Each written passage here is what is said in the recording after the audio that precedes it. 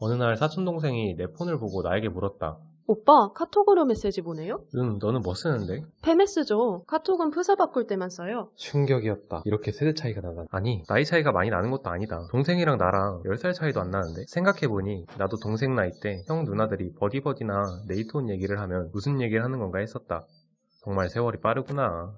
그래서 나는 요즘에는 사람들이 어떤 SNS를 많이 사용하는지 궁금해졌고 그중 몇 가지를 뽑아 조사해보기로 했다.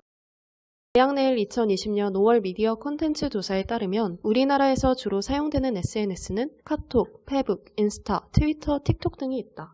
당신의 핸드폰에 깔려있는 어플을 맞춰보겠다. 그것은 카카오톡. 카카오톡은 당신들도 알다시피 대한민국 남녀노소 누구나 사용하는 1등 SNS이다. 2010년 3월 출시된 카카오톡은 인터넷만 있으면 무제한으로 문자 메시지를 보낼 수 있어 대중들에게 선풍적인 인기를 끌었고, 이외에 보이스톡, 페이스톡 무료 이용은 사용자들이 카카오톡에 한층 더 빠져들게 하였다. 이외에도 카카오페이, 카카오프렌즈, 카카오게임, 기프티콘, 카카오택시 등 유용한 기능을 두루 갖추고 있으며, 최근에는 카카오증권, 카카오 주문하기 등 모든 생활을 카카오톡 내에서 해결할 수 있도록 발전해 나가고 있다.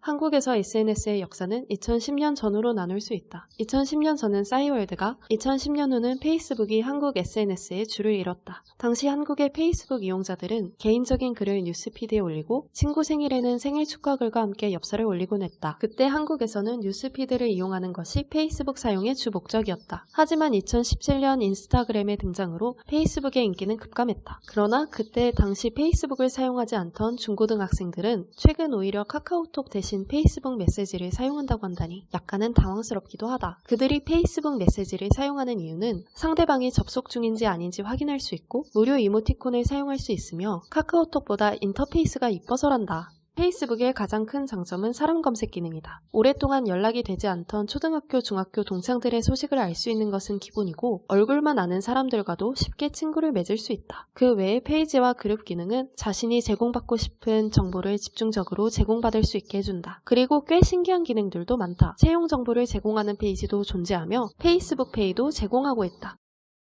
혹시 인스타그램을 안 하는 사람 있는가? 한번 해보시라. 당신의 친구들도 다 하고 있다. 요즘 20대는 연락을 하고 싶을 때 카카오톡 아이디 대신 인스타그램 아이디를 물어본다. 2017년 이후 유명해진 인스타그램은 사진 게시 어플로서 자신의 일상을 사진과 해시태그로 표현할 수 있다. 유명 인사의 소소한 일상 소식을 접할 수 있다는 장점도 있으며, 수많은 인플루언서들이 자신의 경험을 업로드하는 인스타그램의 특성상 맛집, 관광 명소 등을 검색하기에도 용이하다. 최근에는 틱톡을 의식한 것인지 짧은 영상을 올릴 수 있는 릴스 기능이 추가되기도 하였다. 또한 게시글을 올리기 부담스러울 때는 24시간 뒤에 자동 삭제되는 스토리 기능을 사용할 수도 있다. 혹시 당신은 트위터를 하는가? 그렇다면 당신은 아이돌 덕후. 한국에서는 덕후들의 SNS라는 인식처럼 페이스북, 카톡과 달리 트위터는 공통 관심사 위주로 활동이 돌아간다. 그만큼 트위터는 유명인들의 피드를 매우 빠르게 받아볼 수 있어 유명해진 SNS이다. 트위터는 140자 이내의 짧은 포스팅만 가능하며 문자 메시지로 피드를 업데이트할 수 있으며, 팔로우하는 계정의 피드를 문자 메시지로 받아볼 수도 있다고 한다. 트위터는 리트윗 기능을 통해 그 영향력을 증폭시킨다. 모든 사용자가 100명의 팔로워를 가졌다고 가정했을 때 7번만 리트윗되면 10억 명이 피드를 확인할 수 있게 된다. 틱톡? 그거 급식 어플 아니야? 라고 하길래 어플을 다운받아봤다. 이게 뭐야? 너무 오글거려. 와, 신기하다. 정신을 차려보니 1시간이 지나 있었다. 틱톡은 15초에서 1분 이내의 영상 플랫폼으로 특유의 짧은 길이 영상으로 시간이 아깝지 않다는 생각에 보다 보면 시간이 훌쩍 지나가 버린다는 매력이 있다. 요즘 10대들에게 인기를 끌고 있으며 자신이 영상을 제작해 특수 연출, 배경음악, 필터 등의 기능을 영상에 입힐 수 있다. 반면 20대에게는 인기가 없는데, 더 PR 뉴스에 따르면 20대는 단순히 짧은 영상보다 질을 중시하는 성향 때문이라고 한다. SNS란 무엇인가? SNS를 정의하는 데 있어 여러 시각이 존재하지만 공통적인 의견에 입각해 개념을 정리해보자면, 웹사이트라는 온라인 공간, 대인관계 형성 및 유지, 정보의 전파가 있으면 SNS라고 한다. 당신이 사이트를 하나 만들어서 정보를 공유한다. 어떤 사람이 그것을 보고 당신에게 감사합니다 라고 댓글을 단다면 해당 사이트는 SNS라고 할 수 있다. 세상에는 수많은 SNS가 존재하지만 서비스마다 각기 다른 기능들을 구현한다. 때문에 세계적으로 널리 사용되고 있는 몇 가지 SNS를 선정해 기능을 소개해보고자 한다. 유튜브는 전 세계 20억 명의 사용자를 보유한 동영상 기반의 SNS이다. 하루 평균 무려 1억 개의 영상이 업로드된다고 한다. 최근에는 유튜브에서 광고로 수익을 창출하는 방법이 주목받게 되면서 많은 사람들이 유튜브 컨텐츠 제작에 뛰어들고 있다. 매일 방대한 양의 정보와 오락 컨텐츠들이 유튜브를 통해 공개된다. 가끔씩은 정보를 얻기 위해 네이버에 검색을 하는 것이 아니라 유튜브에 검색을 하기도 한다. 또한 오락 컨텐츠가 많아지다 보니 늦잠의 원인이 되기 최근에는 숏 비디오 컨텐츠가 주목받고 있어서 변화하는 SNS 양상에 맞추어 유튜브에서도 쇼츠라는 기능을 추가하기도 하였다.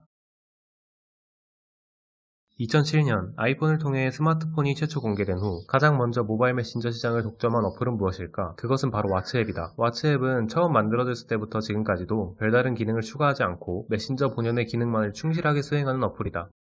왓츠앱의 가장 큰 특징은 광고가 없다는 것이다. 또한 스마트폰 보급 초기부터 메신저 시장을 독점하며 이미 많은 사람들의 생활 필수 요소로서 자리잡았으며 넓고 깊은 인프라를 구축한 것이 현재까지도 많은 사랑을 받는 이유이다. 때문에 왓츠앱은 전문가들로 하여금 앞으로 성장 가능성이 가장 큰 SNS로 지목되기도 한다.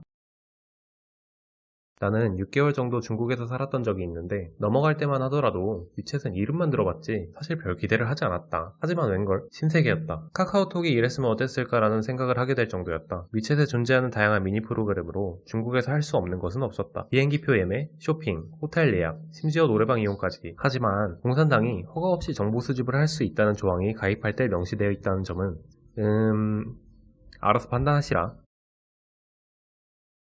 라인은 어느 나라에서 만들었을까? 아마 반은 한국이라고 답할 것이고 반은 일본이라고 답할 것이다. 짚고 넘어가자면 라인은 NHN 재팬에서 만든 일본산 어플리케이션이다. 채팅뿐만 아니라 미니 프로그램으로 모든 생활을 해결할 수 있다. 아니, 그렇다면 카카오톡이랑 위챗이랑 다를 게 뭔가? 실제로 대부분의 기능이 비슷하다. 그러나 라인의 독자적인 노선도 존재한다. 라인은 탄탄한 일본 자본으로 라인 파이낸셜을 구축하여 보험, 대출, 심지어는 가상화폐 거래까지 가능하다고 한다. 2021년 현재 국내외에서 사용되는 인기 SNS를 살펴보았다. 다양한 기능을 갖춘 SNS가 등장하다 보니 사용자 입장에서는 어떤 SNS가 어떤 기능을 갖추었는지 잘 모르는 경우가 많다. 저희 영상을 보고 그 궁금증을 조금이나마 해결하셨으면 좋겠다.